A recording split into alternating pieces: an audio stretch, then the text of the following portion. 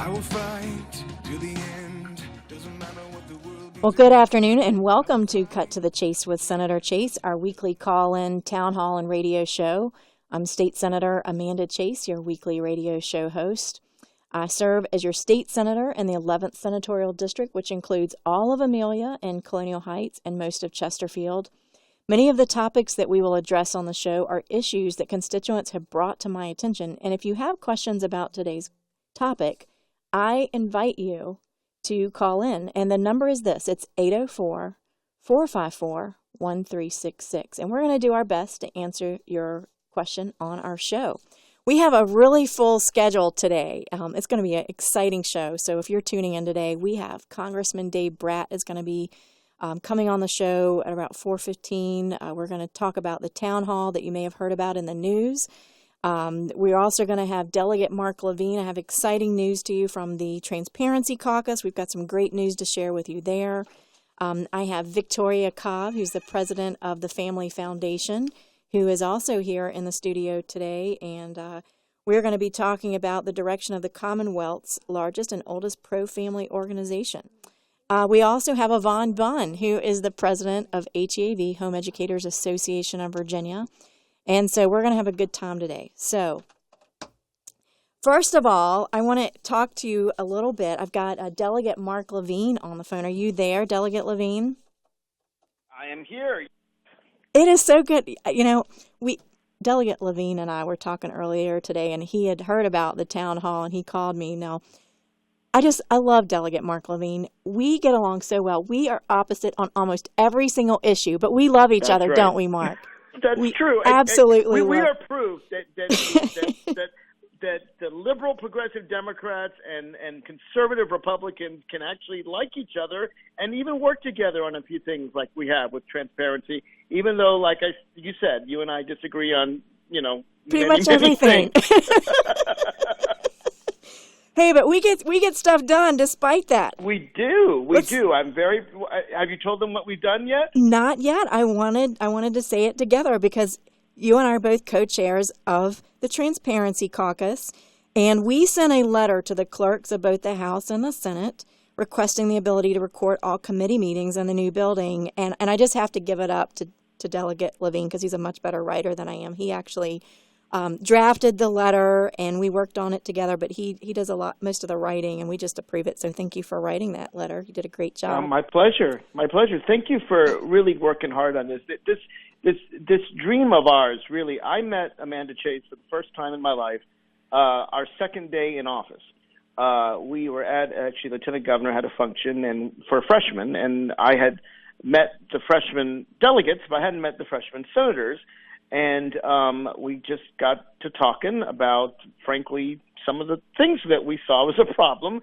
I guess two new freshmen see it with the clearer eyes. And Amanda and I both agreed that we needed more transparency, that people of Virginia needed to be able to see what we do in the General Assembly. And thus the Virginia Transparency Caucus was born. And I got to say, it's been a real pleasure working with Amanda, working with you. It really has been, because as you say, we don't agree on most policy issues, and throughout the General Assembly, unfortunately, there is a real rift between Republicans and Democrats. And, as Americans, as Virginians, of course we're going to disagree on policy. That's what you elect us to do, and we should disagree, but we shouldn't take it personally. And unfortunately, I would say too many of our colleagues do take it personally, but it's really been a pleasure working with Amanda because, it's a joy to see you, even though we disagree on most things. And I wish all across the country that Democrats and Republicans could at least work together, and like each other as people, even when we disagree on issues. And you're exactly right. And one of the things that I hope that we can encourage people to do, just as you and I have done in working toward transparency, we had a huge victory today. The Senate Rules Committee Chairman Ryan McDougall, who's a Republican from Hanover, today announced that live streaming of standing committee meetings held in the Senate committee room in the newly renovated Pocahontas building and Senate Room 3 in the Capitol will be available during the 2018 General Assembly session. So, this just goes to show that even though Mark and I disagree on almost everything, that we can get stuff done in the General Assembly for the people. That's right. We can. That's right. Because we agree on transparency. Amen, brother. We agree that people have a right to know what we're doing. And Amanda and I, this letter I guess I wrote it, but we definitely drafted, and I put it through your office, and we agreed on it. It really was amazing because it was signed by 85 out of 140 members of the General Assembly, Republicans and Democrats. We had a majority in both chambers. And sometimes the best way to do things isn't always through legislation. Sometimes you can just get a letter signed, and this shows what we've done. I think it's fantastic. We've never had, in the history of Virginia, committee meetings regularly videotaped. We had, occasionally somebody would take an iPhone out. But this is regular. It's archived. And now your chamber's putting mine to shame, Amanda. We got to get the House of Delegates to do the exact same thing. Well, I'm confident that is probably in the works. I'm excited about having, I attended a breakfast this morning for Delegate Kirk Cox, who's going to be our new majority leader. And I think and feel in my heart of hearts that he will be towards this legislative transparency. I have to give a shout out. He's going to be our new speaker. So yes, you got to talk him into it. That's exactly right. I'm going to work on that. But, thank you, Amanda. But thank you, Delegate Levine. I also want to give a special shout out to our Senate Majority Leader, Tommy Normant, who also was very brave and signed our letter. And I'm sure that certainly helped having his name and signing that for legislative transparency. I'm sure it did. Actually, both leaders in the Senate signed it. Both our leader, minority leader, Senator Dick Saslaw, and your majority leader, Senator Normant. You're exactly right. Again, when both sides agree, we can actually get things accomplished in Virginia. So that's right. I'll be less formal. I'll be more formal since you called me Delegate Levine. Senator Chase, thank you for your support. And it's really a pleasure working with you. And we're not done yet, folks. We're going to get the House of Delegates to do the same. That's right. And we're going to increase transparency really throughout the General Assembly. All right. You rock. You rock too. Thanks. All right. Take care. Bye. Delegate Mark Levine. I just really appreciate him. It really does show that we can work together on issues that even we can get things done. We can agree to disagree on some issues, find what we have in common, and move the ball forward on those issues we have in common. We were successful at that, and that's wonderful. While we're waiting for Congressman Brat to come on the phone, he'll be here in probably about a couple minutes. We're going to talk about the Tuesday's town hall. I have Victoria Cobb here in the studio. Victoria and I go way back to my volunteer days when I used to volunteer at the Family Foundation.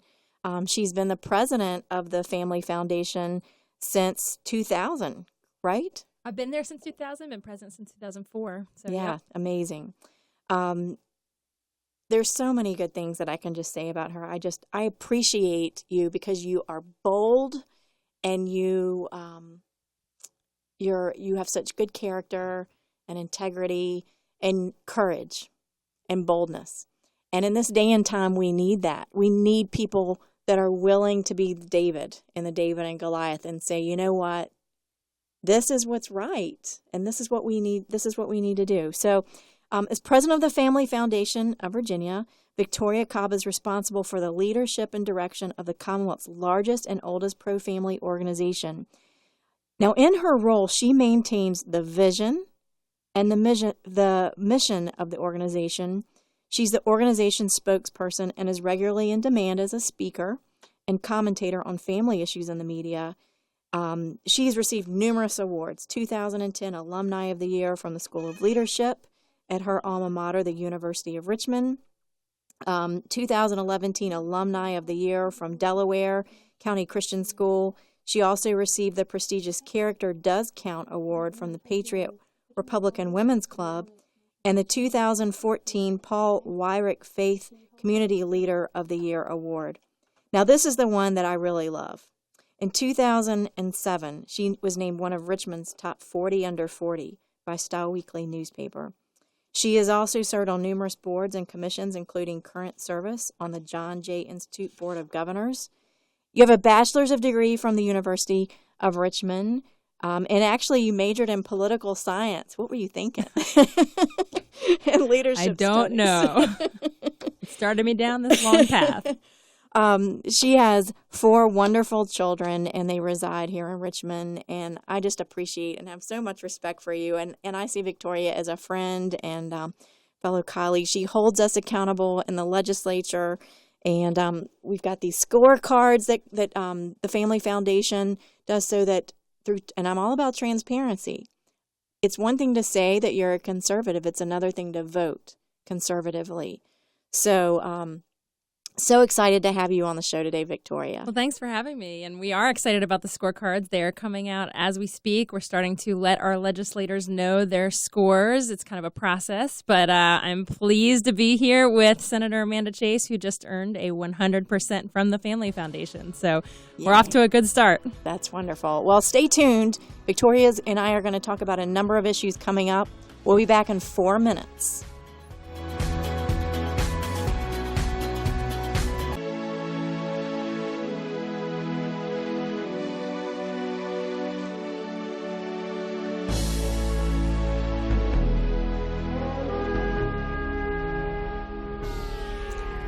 Welcome back to Cut to the Chase with Senator Chase. And in the studio here, I shouldn't say office, it's not my office. In the studio here, I have Victoria Cobb with the Family Foundation. And on the line, Congressman Dave Brat is calling in. So we're going to jump to him real quick because I know you guys are anxious to hear about Tuesday, May 9th, this past Tuesday. Congressman Brat and I held a joint town hall to address state and national issues with the intent of listening to constituents. We did our best to listen, didn't we, Congressman Brat? Yeah, no, we did, and you can't tell exactly who the crowd was, but you did a great job on the intro trying to identify the folks, and I don't think it's our good Democrat friends from the other side of the aisle. This is not your typical crowd, and the rudeness of your friend and Pastor Stan got up and he was booed. The prayer was booed. When they mentioned the church name, it was booed. And when I mentioned that our rights are God-given and come from God, and in the entire Western tradition, and the job of government is to protect those rights, and that was received just huge boos, and it drowned me out. We put a video up of that today on my Facebook. And the news media is finally starting to cover a little bit of this, but it is amazing. That is pretty major league news. That's not classical liberalism that the Democratic Party has stood for the last 50 years. So something new is brewing, and it's not positive. But I was very proud of you, and Wendy did a great job up there, and I think we did I wanted to listen and get new ideas. We found a few things that we found in common. We had term limits. A lot of folks like that, balanced budget stuff. People wanted shopping across state lines. But other than those few areas, boy, we received a pretty brutal treatment. Well, you know, it was interesting because I've walked, and you and I both walked our district. It did not seem representative of the people that when I'm knocking on the doors, going door to door, they just seemed like those weren't the same people. Most of the people that I talk to are people of faith. Yep. They, God, country, the Constitution are very important to them. Those people that were in that group were saying, we want you to raise our taxes. Well, I'm not raising taxes. I signed a tax pledge that I'm not going to raise taxes, and I'm not going to. So it was very interesting. They wanted more government. They wanted more regulation. We got that out of it. Well, I'm the opposite end. I want less regulation, and I know you're the same way. It's interesting. We spent most of the evening devoting that time to question and answer with questions written by the audience. We issued 750 tickets via e-tickets on Eventbrite, which were on a first-come, first-served basis. The tickets were all issued within 8 hours, and the only qualifier was you had to be a constituent of the 7th Congressional District to participate. My husband didn't even get a ticket. So we didn't stack it. I mean, and people that's why I asked those questions at the beginning, because I wanted people to know who the audience was. I wanted them to see I've been to town halls where it was stacked, where they gave out tickets to their people. And you and I said, we want transparency. We're not going to do that. We want, the people who legitimately get on the site, get the tickets first to get those tickets. So yeah, and I was a little surprised too by the media coverage, even some of the local papers, et cetera. I mean, they're covering it in the news section of the newspaper, and it's almost like we come across as the bad guys. I'd say, 700 people? I mean, it was about 80% booing, breaking up conversation. And so the lead statement across, and they all kind of copy the same article, the same AP article. They don't do any homework, and most of the news just said they got booed at. Like, it was there was some error on our part, and I went over the entire health care bill for 10 minutes. I went over pre-existing conditions and covered about every case. I showed if you're in the 175 million people with employer-provided, you're not touched. Medicare, Medicaid, S-CHIP, not touched.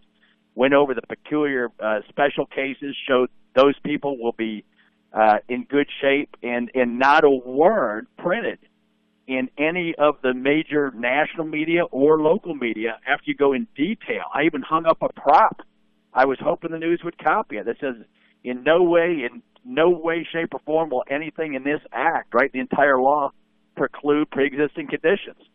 And so the media is not doing their fundamental job, but which they have an ethical mandate to the people, too, to educate them on the news, what actually happens in that room. And when they miss people booing the church, booing the prayer, booing God-given rights, that's newsworthy, because that is a shift away from the Democratic Party that we've known. And so we'll see who emerges as the new spokesperson for the Democrat Party, but they're going to have their hands full, because most of the Democrats I know, I go to church at St. Mary's, and it's half and half. Mm-hmm. You and I have friends all over the place in sports, all the activities we do across the district. I had Delegate Mark Levine on the phone earlier today, right. And we were talking about how we had a huge announcement at the state level with our Transparency Caucus. Today, the Senate caucus has announced that we're going to video record our committee meetings, which is incredible. I mean, it's never been done before, but where's the coverage on that? But thank God for WNTW, the radio, so we can actually go to the people directly. That's why we want you guys to tune in and listen, so we can tell you the real story. A lot of people don't know this, but we had... I was talking to a reporter today, and he's like, why'd you have it in a church? And I said, well, it's actually my church where I attend church. I'm a member there, and I was given the ability by my pastor, because I'm a member there, to use the facility as a community service. And so, if I had not been a member there, we would not have been able to have that town hall there. I think the First Amendment is very important, and whenever the people that were booing and chanting, they are shutting down and not respecting the First Amendment rights of the other people in that room who wanted to be heard. As we were looking there, they were hurting people in that room who were there legitimately looking for answers. And yet the disruptive and selfish behavior of those in the room who were simply looking to shut down the meeting stifled the First Amendment rights of every other person in that room who wanted to be heard but couldn't. And Dave, I have to give you a special kudos, because you told me that you were trying to prepare me for this, and I'm thinking, okay, I've been in politics for 10 years, I can handle anything.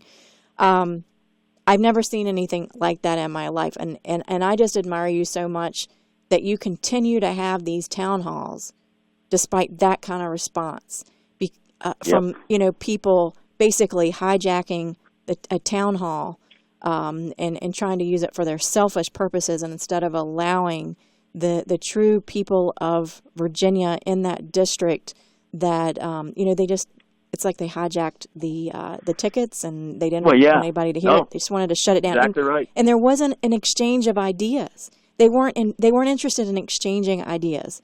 They just wanted to shut it down, and you couldn't even hear the questions. Very, very frustrating and very disappointing, but you did a great job. You and I ran for office to ensure the power of the government was returned to the people and bridge the gap. We're going to keep doing these, and so more power to you. I'm proud of you, and thanks for coming on the show today.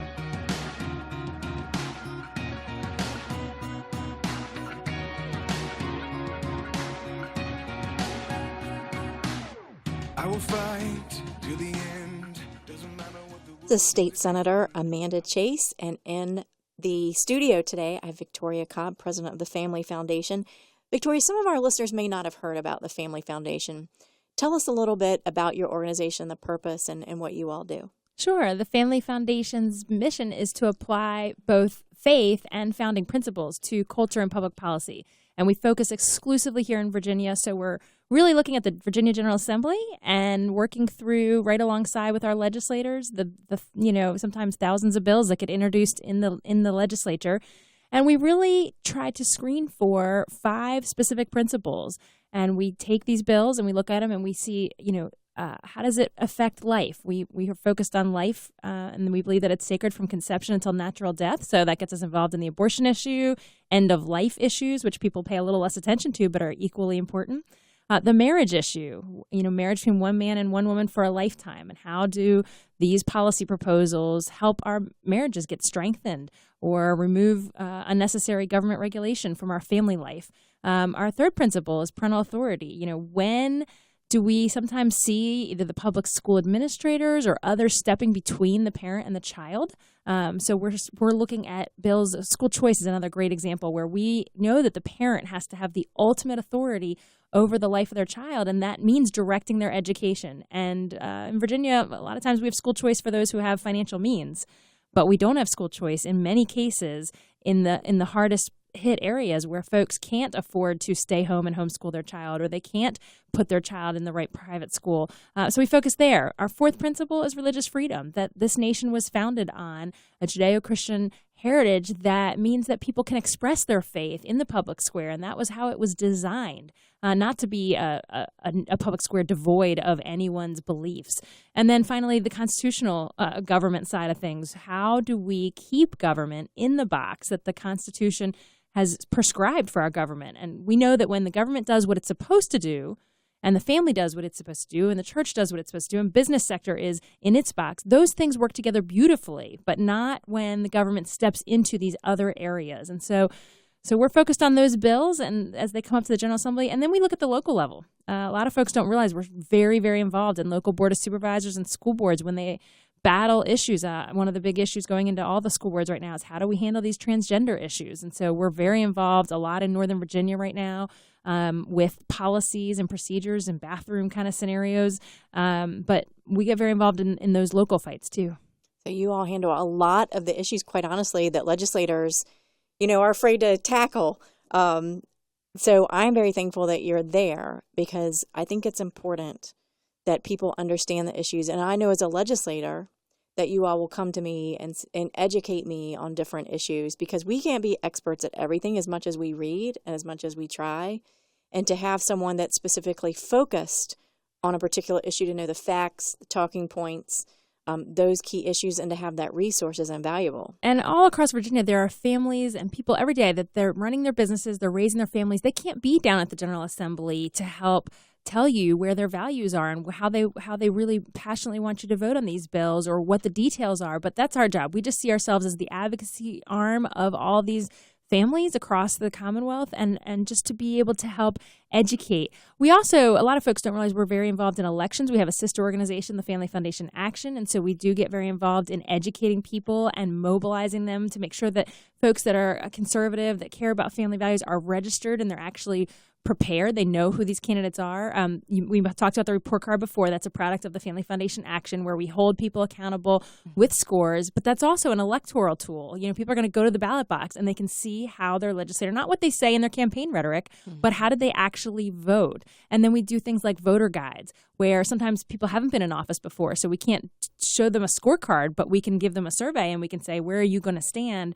What do you say you're going to do? And we line up the candidates and share those with Virginians. That's exactly right. Now, you also hold the governor accountable. And recently, the Family Foundation has made a proclamation. They're suing the governor. So tell us about that.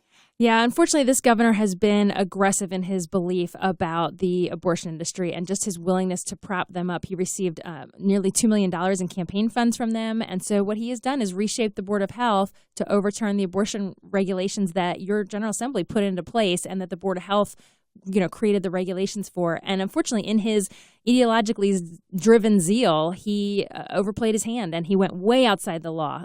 This Board of Health that he has picked and appointed, and that the Attorney General has been alongside of, has broken the law multiple times in their efforts to repeal these, to repeal and water down these safety standards. And so someone needs to hold them to task, and that's what we're doing. Well, we certainly appreciate that. And I tell you, it's important when the General Assembly passes laws. You know, what a lot of people don't realize, there are regulations that these boards create, and they don't have to necessarily, they haven't been lining up with the laws. They should. And we're actually working the General Assembly to make sure those regulations are actually approved by the General Assembly. That's exactly right. And folks can go to standuptoterry.com to find out more about our lawsuit. Very good. Stay tuned. We'll be right back.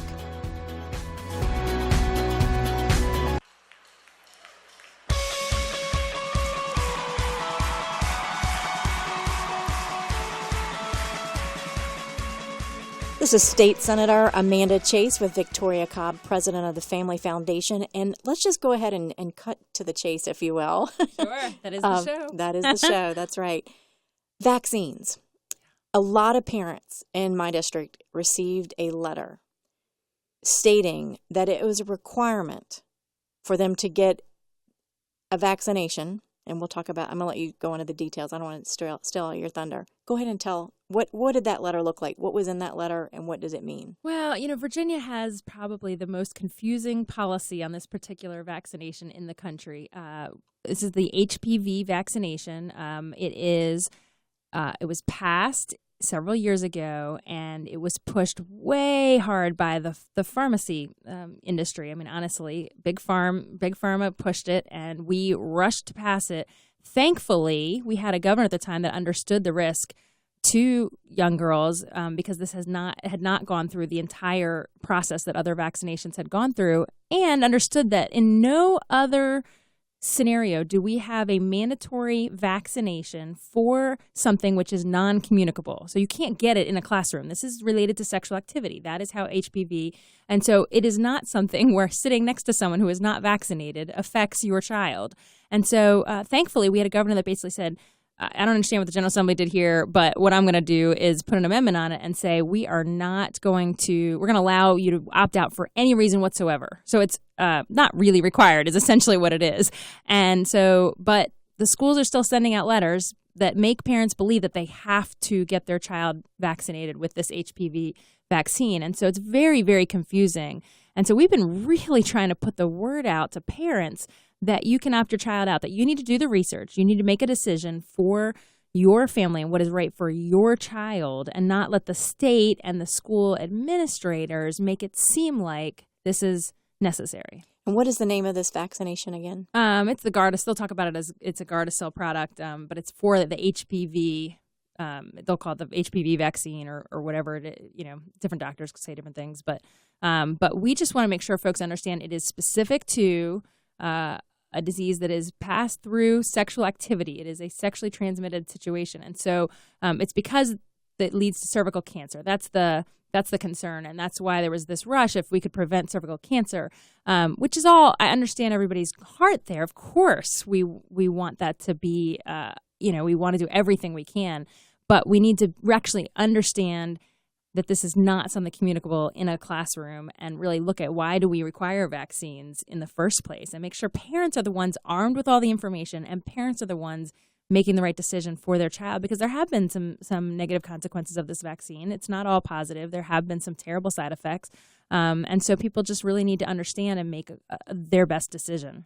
And I believe in Chesterfield County Public Schools, there was a letter that went out that said, before your child's entered 6th grade, That's you right. have to have this. Like, it's mandatory. I read it over and need to reach out to the school board to figure out, why does this not say that because I had people saying, hey, I really don't want this for my child. Is this mandatory? Can I opt out? And the answer is yes. That's right. You can opt out. Absolutely. And Chesterfield is not alone. There are lots of school districts that I just think are not doing a thorough enough job representing the situation because there are several vaccines that are required as you enter 6th grade. So there's a litany of things that that they do have to do. But those are those are the kinds of things that we look at when we're talking about communicable diseases. We're talking about measles and mumps and things Right. that, the things that we typically see vaccines for. And so we're glad we've started to hear a lot more moms passing along this information. Hey, look, to other moms, you don't have to if you don't think this is the right thing for your daughter. But we've got to get these school boards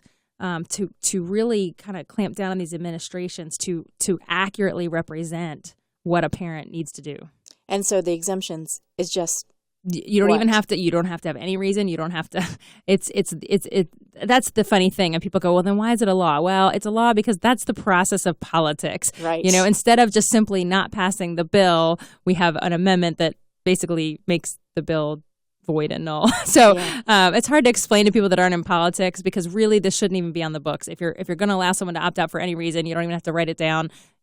Our other vaccines have very narrow opt-outs. You can have, very specific medical reasons or very specific religious beliefs for a few things, but this is a unique situation, and we just want to make sure parents are engaged and informed about their rights as a parent. Very good. I want to go back to those scorecards a minute ago. We have a number of. We're getting ready to have a June primary. Circle your calendar, Tuesday, June 13th. We've got an election coming up. It's a primary. Whether you're Republican or Democrat, there is a primary. You need to vote at your regular polling location.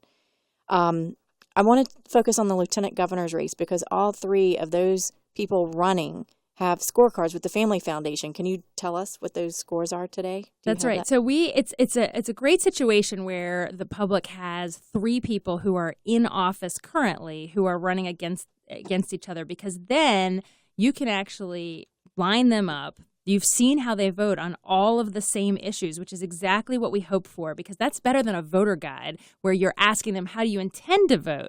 In this case, it's more than rhetoric. And so in this case, we have two senators and a delegate that are all running for office. And so it's just a fabulous opportunity for people to go, okay, they all took the same 20 votes. Now, in one case, we have a delegate and two a senator. So there are some slight differences on some of the votes. But you can certainly, on the report card, you can actually dig into each and every separate vote. So I'm going to give you collective scores. But as folks go to our website, which is familyfoundation.org, there's going to be a scorecard posted up there.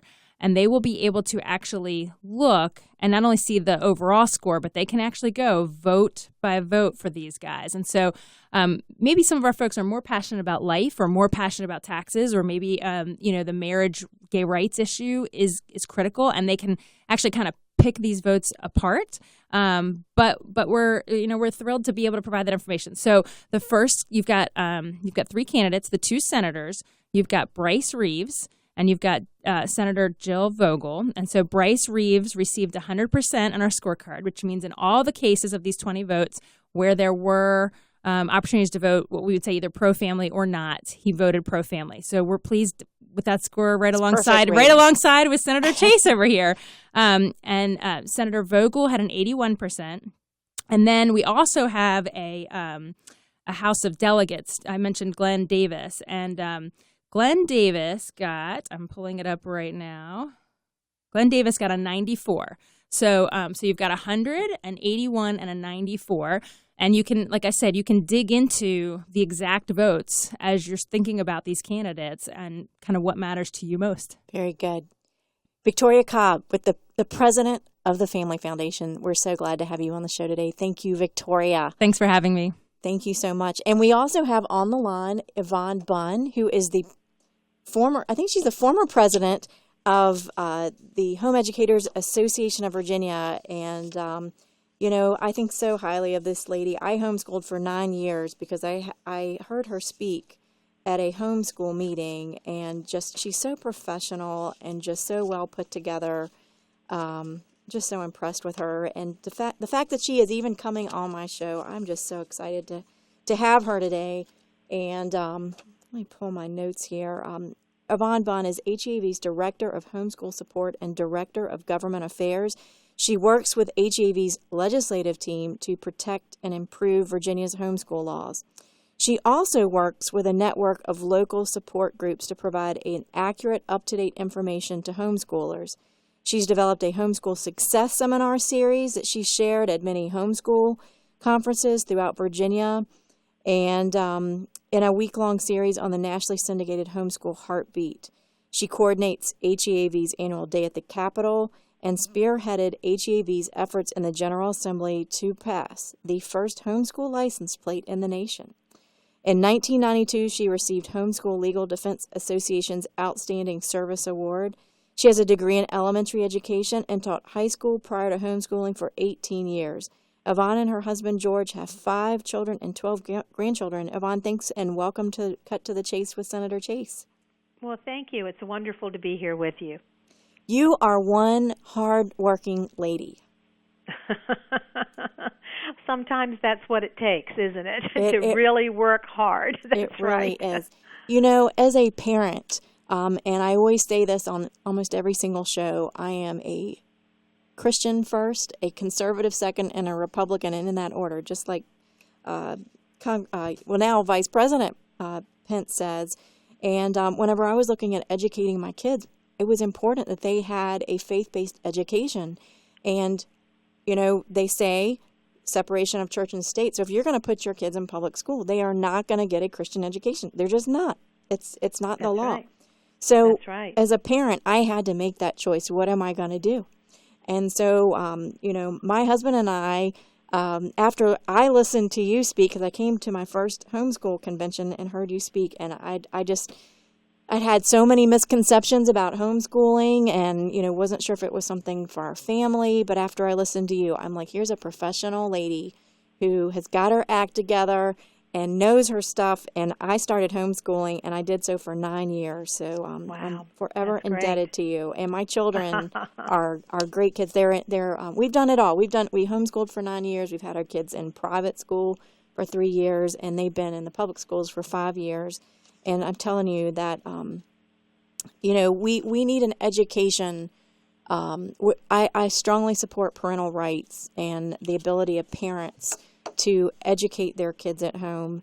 And you had a lot of success this year in the General Assembly.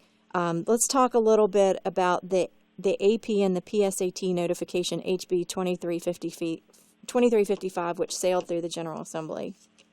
We were really pleased to get that legislation passed this year and have a good clarification about what homeschoolers can do. Actually, each year parents have to send in either a standardized achievement test score or some type of evaluation. So there's an accountability issue. And we wanted to include in that the results of the SAT, the PSAT, or the ACT test. And we were able to get that through. Actually, these are even more rigorous tests than standardized achievement tests. So we put that in order that parents wouldn't have to administer so many different types of tests to their high schoolers, especially those in the 10th, 11th, and 12th grade. And also there was an issue with school boards not letting parents know when these tests when a parent needed to register for these tests. And so we included that in the legislation so that school boards are now required to notify parents that the registration deadline for these tests is whatever date they determine, and they're required to let parents know so that they can make sure that these tests, if their students are ready to take these tests, they have the opportunity to take them, because you can't take them every place, but you can take them at local high schools and some very large private schools. And so we were very pleased to get that legislation passed this year because it'll make it easier for homeschool families. Now, some people are thinking, where do I even begin if I wanted to homeschool my kid? What is your website? Y'all, I just looked at it today, and I was just like, wow, I really want to homeschool again. It's www.heav.org, O-R-G. And we have lots of information on there. We also have our convention coming up. Our convention information is on there, June 8th, 9th, and 10th at the Richmond Convention Center, and we certainly want to invite parents to come. Parents of preschoolers can come for free. We also have Thursday How to Begin sessions on how to begin, how to choose curriculum. All that is free on Thursday. If anyone has questions about homeschoolers, we'll have curriculum doctors there who can help you choose curriculum. Go to the vendor hall, listen to speakers. It's a wonderful opportunity to get your questions answered and get started there. You know, and I just can't say enough, you know, if you have questions about homeschooling, about the law, resources, testing, all of that is on that website. And I always direct people who are considering homeschooling to go to that website. I mean, it's all right there. And you have been doing this for over 30 years. I mean, your kids are all grown and successful, and you've got grandkids now. I mean, what a legacy. I mean, Yvonne Bunn is one of the pioneers in Virginia for homeschooling and really nationwide. So we are so thankful that you would come on the show today. We want to have you back. There's so many other pieces of legislation, parental choice, education savings accounts, which I actually co-patron, which is very helpful. Sports access, the Tebow bill did not pass. It passed the House and the Senate again, but vetoed by the governor. Time. And next year, for the hopefully, third time. we'll have a Republican governor that will sign that sucker into law. Finally. That's right. We need I know. that. Well, listen, Yvonne, thank you so much for coming on the show. We're going to have you back again. We've had so much late-breaking news today. It's just been incredible.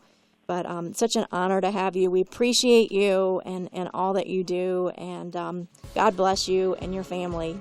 Tune Thank in you. next week, Thursday from 4 to 5, Cut to the Chase with Senator Chase. You just never know what's going to show up on our show because we have the ability to get people on this show quick for Cut to the Chase with Senator Chase. This hour on WNTW 820 The Answer, featuring Cut to the Chase with Senator Chase, is sponsored by All-in-One Services, Richmond's leader.